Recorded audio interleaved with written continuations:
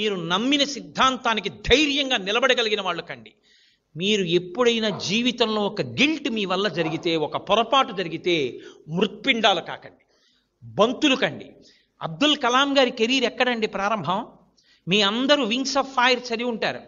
ఆయన కోరుకున్న ఉద్యోగం ఒకటి, ఆయనకు వచ్చిన ఉద్యోగం ఒకటి. అట్టర్ ఫ్రస్ట్రేషన్తో ఆయన ఋషికేశ్లో ఒక స్వామీజీ ఆశ్రమానికి వెళ్ళి కూర్చున్నారు. టోటల్ డిజెక్షన్, ముఖంలో నీరసం స్పష్టంగా కనిపిస్తోంది. నేను ఒకందుకని చదివాను, నాకు ఈ ఏరోనాటికల్ ఫీల్డ్లో ఉద్యోగం వచ్చింది. ఆయనకి ససేమిరా ఇష్టం లేదు.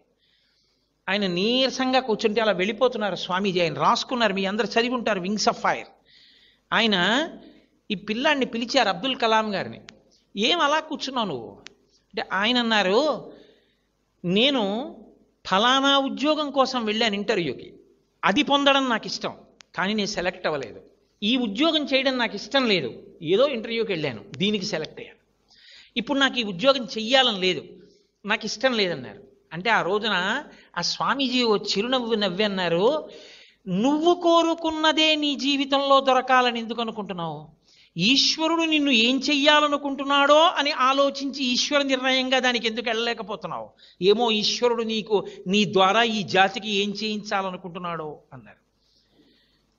ఆ మాట ఆయన మీద పని చేసింది, యాక్సెప్ట్ చేశారు కాబట్టి. అంతే. ఈ దేశానికి ఉపగ్రహాలు తయారు చేసుకోవడానికి కావలసినటువంటి సత్తానిచ్చిన మహాపురుషుడయ్యారు. ఆ కారణంగా రాష్ట్రపతి పదవికి రెండో మాట తృణప్రాయంగా వదిలి విద్యార్థులతో మాట్లాడడమే నాకు ఇష్టమని కాలేజీకి యూనివర్సిటీకి వెళ్ళి పిల్లలందరితో ఎంతో సంతోషంగా, ఏమి అబ్దుల్ కలాం గారండి, అది క్యారెక్టర్ అంటే. అందుకు నేను మురిసిపోయేది. మహానుభావుడు రాసుకున్నారు ప్రిఫేస్లో, అమ్మా ఇవాళ ఈ అబ్దుల్ కలాం భారత రాష్ట్రపతి, ఇవాళ ఈ అబ్దుల్ కలాం భారతదేశానికి డిఫెన్స్లో కావలసినటువంటి అనేక ఉపగ్రహాల యొక్క నిర్మాత, ఇవాళ ఈ అబ్దుల్ కలాం భారతదేశం అంతటి చేత గౌరవింపబడిన వ్యక్తి. కానీ అమ్మ, అబ్దుల్ కలాం అని పిలువబడేటటువంటి ఈ శరీరంలోకి ఇంత మేధాశక్తి ఎక్కడి నుంచి వచ్చిందో తెలుసా?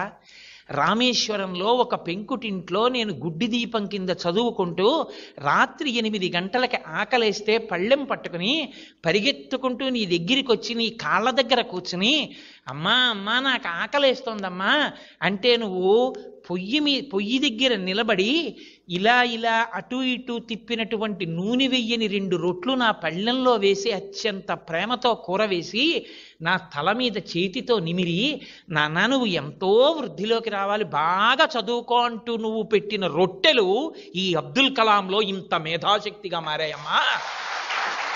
నేను ఎదురు చూస్తున్నది ఏదో తెలుసా? ఏదో ఒకనాడు అబ్దుల్ కలాం అని గౌరవింపబడినటువంటి ఈ శరీరం పడిపోతుంది. ఒకనాడు నీకు నమస్కరించాను, అమ్మా ఇవాళ ఈ గౌరవాలు అందుకున్న నీకు నమస్కరిద్దామంటే నీ శరీరం నాకు అందుబాటులో లేదు. అమ్మా ఈ శరీరం అంటూ పడిపోగానే నేను చేసే మొదటి పని, నువ్వు ఏ శరీరంతో ఏ లోకానికి వెళ్ళగలిగావో ఆ లోకానికి ఆ శరీరంతో వచ్చి ఈ పృథ్వీ మీద ఇంత గౌరవానికి కారణమైన ఆశీర్వచనం చేసిన నీ పాదాలకి నా తల తాటించి నమస్కరిస్తానమ్మా అని రాసుకున్నారు. అది కొడుకంటే. ఇలాంటి కొడుకుతనం లేనివాడు ఎంత గొప్పవాడైతే ఎవడకు కావాలండి? కట్టుకున్న సతిని నట్టేటిలో ముంచి కన్నవారి నోట గడ్డ కొట్టి సభలకెక్కువాడు చచ్చు పెద్దమ్మరా లలిత సుగుణజాల తెనుగుబాల. తన వాళ్ళకి తన తల్లిదండ్రులని చెప్పుకోలేనివాడు తన గురువు గారిని చూసి, ఈయన నాకు పాఠం చెప్పిన మాస్టారు అని బూట్లు 2 వేళ్లతో తొక్కి అవతల బారేసి గబగబా వచ్చి గురువుగారి 2 పాదాలు చేతులతో పట్టుకుని తల తాటించి నమస్కరించగలిగినటువంటి శీలవైభవం లేనివాడు ఎంత గొప్పవాడైతే ఎవడకి కావాలి? కనకపు సింహాసనమున సునకము కూర్చుండు పెట్ట ఏమిటి సుఖం దానివల్ల? మీరు ఎదగడం కాదు, మిమ్మల్ని సెట్టింగ్ ఎగ్జాంపుల్గా మీ వెనక వాళ్ళు తీసుకోవాలి. అది మీ ప్రవర్తన చేత సాధ్యమవుతుందేమో, కేవలం నాలా ఉపన్యాసాలు చెప్పడం వల్ల సాధ్యం కాదు. అయితే మీతో నేను ఒకటి మనవి చేస్తున్నాను, నేను ఆచరించినది ఎన్నడూ నేను మీకు చెప్పలేదు. నా జీవితంలో నేను ఏది ఆచరించానో అది మీతో నేను మాట్లాడాను. కానీ ఇవాళ నేను ఆచరించకుండా, ఇవాళ మాట్లాడమన్నారు కదా అని నేను ఏది పాటించలేదో అందులో ఒక్క అక్షరం మీతో నేను మాట్లాడలేదు. ఒక్కటే కారణం, తాను ఆచరించని వాడికి ఇంకొకటికి ప్రబోధం చేసే అధికారం లేదు. కాబట్టి నేను మీ అందరి యొక్క అభివృద్ధిని కోరి ఒక పెద్దవాడిగా, మీకొక మేనమామగా మీరు అంగీకరించగలిగితే మీ చేత నమస్కారమునకు యోగ్యుడైనటువంటి ఒక అనుభవం కలిగిన వ్యక్తిగా నేను మీ అభ్యున్నతిని కోరి ఇవ్వాల నా శ్వాసని వాక్కుగా మార్చి స్వార్థం లేదు. ఏ ఒక్కరైనా తమ దోషాన్ని దిద్దుకోగలిగితే నాకు చాలు. నేను మీతో ఎప్పుడూ మనవి చేసేది ఒకటే, మీ ఎమోషన్స్ని చల్లార్చగలిగినది ఒక్కటే లోకంలో. పెద్దలు ఇచ్చిన సాహిత్యం మీ దగ్గర పెట్టుకోండి. రాజా రామ్మోహన్ రాయ్ జీవిత చరిత్ర ఎప్పుడైనా మీరు చదవండి. ఎంత కష్టపడితే ఆయన సతీ దురాచారాన్ని ఈ దేశంలో ఆపగలిగాడో మీకు అర్థమవుతుంది. నేను అనేది అదే, ఎప్పుడూ గ్రూప్ సబ్జెక్ట్స్ మీ క్యారెక్టర్ బిల్డింగ్ ఇవ్వలేవు. అప్స్ అండ్ డౌన్స్ని తట్టుకోగలిగిన శక్తి ఎక్కడి నుంచి వస్తుందంటే, ఒక భగవద్గీత వ్యాఖ్యానాన్ని మీ దగ్గర పెట్టుకుని ప్రతిరోజు ఒక శ్లోకాన్ని చదువుకోండి.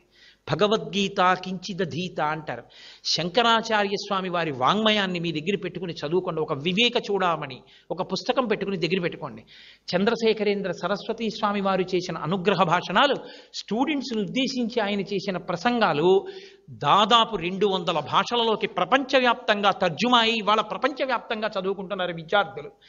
ఆ ప్రసంగ పాఠాలని మీరు చక్కగా మీ అందుబాటులోకి తెచ్చుకుని ప్రతిరోజు 2 పేజీలు ఉంటుంది. మీరు నిద్రపోయే ముందు ఒక్కసారి ఒక ఆర్టికల్ ఆయన చెప్పింది చదవండి. మీరు ఒక్క ఆర్టికల్ ఆయన చెప్పింది చదివితే మీ మీద అది ఎంత ప్రభావం చూపిస్తుందో మీరు జ్ఞాపకం పెట్టుకోండి. మీరు ఎక్కడికి వెళ్ళినా మీ బ్యాగ్లో మేక్ ఇట్ ఏ హ్యాబిట్, తప్పకుండా మీకు అభ్యున్నతిని కల్పించగలిగినటువంటి రైటర్స్ యొక్క పుస్తకాల్ని మీరు మీ బ్యాగ్లో పెట్టుకోవడం అలవాటు చేసుకోండి. నేను అత్యంత ఇష్టపడేది ఏమిటంటే, మీరు మీ మామయ్య వచ్చినప్పుడో, మీ అత్తయ్య వచ్చినప్పుడో, మీ అన్నయ్య వచ్చినప్పుడో, మీరు నాన్నగారితో వెళ్ళినప్పుడో, మీరు నాన్నగారు నాకు ఆ పుస్తకం చదవాలనుంది అని ఒక మంచి పుస్తకాన్ని సెలెక్ట్ చేసుకోండి. మన దరిద్రం ఏమిటంటే, ఇవాళ ప్రింటింగ్ ప్రెస్ టెక్నాలజీ వచ్చేయడం వల్ల ప్రతివాడు రచయితే. ఎంత సాహిత్యమో వస్తోంది. ఎవరి పుస్తకాలు పడితే వాళ్ళ పుస్తకాలు చదవకండి. సెలెక్టెడ్గానే బుక్స్ని చదవండి. అది మీ బుర్ర పాడు చేయకుండా ఉంటుంది. వివేకానంద స్వామి చేసినటువంటి ఉపన్యాసాలు చదవండి. మీలో ఎంత గాంభీర్యం, ఎంత ధైర్యం వస్తుందో. వివేకానందుడు మాట్లాడిన మాటలు మీరు ఒక్కొక్క లెక్చర్ చదువుతుంటే, oh this is the way in which one has to live and die తప్ప పేడలో పురుగు పుట్టి పెరిగినట్టు బతకకూడదు. నేను ఇలా ఉండగలగాలనేటటువంటి కలేజా, ఆ ధైర్యం, ఆ పోకడ మీకు అబ్బుతుంది. మీరు 10 మందికి మార్గదర్శకులు అవుతారు. అరణ్యంలో ఎన్నో జంతువులు ఉండొచ్చు, కానీ ఏ జంతువు నడిచినా వానాకాలం తర్వాత వచ్చినటువంటి లతలు తీగలు అల్లుకుపోతే వాటిని తింపి వెళ్ళగలిగిన స్థితి ఏ జంతువుకి ఉండదు. పులి కూడా వెళ్ళలేదు, అన్ని తీగలు అల్లుకుపోతే. అన్నీ అల్లుకుపోయినా ఒక ఏనుగు నడిచి వెళ్ళిపోయింది అనుకోండి, మార్గం వచ్చేస్తుంది.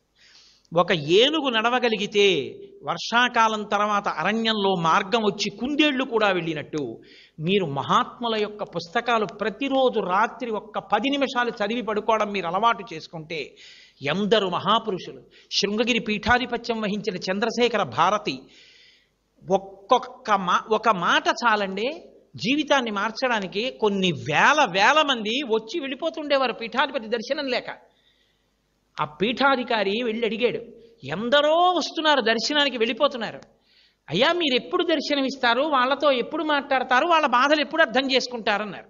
ఆయన అన్నారు, నన్ను నేను అర్థం చేసుకోవడం పూర్తయ్యాక వాళ్ళని అర్థం చేసుకోవడం మొదలు పెడతాను. What a sincere reply it is. అది సిన్సియారిటీ అండి. రామకృష్ణ పరమహంసవి tales and parables of Sri Ramakrishna అని ఉంటుంది. మీరు ఆ పుస్తకం చాలా తక్కువ రేట్లో దొరుకుతుంది. అదేం పెద్ద పుస్తకం కాదు, షార్ట్ స్టోరీస్తో ఉంటుంది. కానీ ఎన్ని నీతులు ఉంటాయో నిజంగా యూ గెట్ అమేజ్. ఇవాళ దేశంలో వచ్చిన పెద్ద దరిద్రం ఏమిటంటే, తెలుగు మాట్లాడాలా ఇంగ్లీష్ మాట్లాడాలా. నేను మిమ్మల్ని మీకు ఇదే నేను స్పష్టత లేని విషయం అని చెప్తున్నాను. తెలుగు మాట్లాడితే ఇంగ్లీష్ మాట్లాడలేదని కొడుతున్నారు, ఇంగ్లీష్లో మాట్లాడితే తెలుగు రాదని కొడుతున్నారు. వాళ్ళకే స్పష్టత లేదు. తెలుగు ఇంగ్లీషు 2 తల్లి భార్య లాంటివి. నాకు తల్లి తెలుగు, నా భార్య ఇంగ్లీష్. నేను నా భార్య నా తల్లి ఇద్దరు నా ఇంట్లోనే ఉంటారు. నా భార్య నా తల్లి ఉన్నంత మాత్రం చేత వాళ్ళిద్దరూ దెబ్బలాడుకోవాల్సిన అవసరం ఉందా? ఏమీ లేదు. నా తల్లి వృద్ధురాలైపోవచ్చు, కానీ మా అమ్మ అమ్మే. ముడతలు పడిపోయినా మా అమ్మ మా అమ్మే. మా అమ్మ కళ్ళజోడు ఇలా కిందకి జారిపోతే ఎదురుగుండా అది కనపడక ఇలా ఇలా అనుకుని ఇలా పైకి పెట్టుకున్నా నా తల్లి నా తల్లే. మా అమ్మ పళ్ళన్నీ ఊడిపోయి రొట్టె ముక్క తింటుంటే ముక్కలు కింద పడిపోతున్నా నా తల్లి నా తల్లి.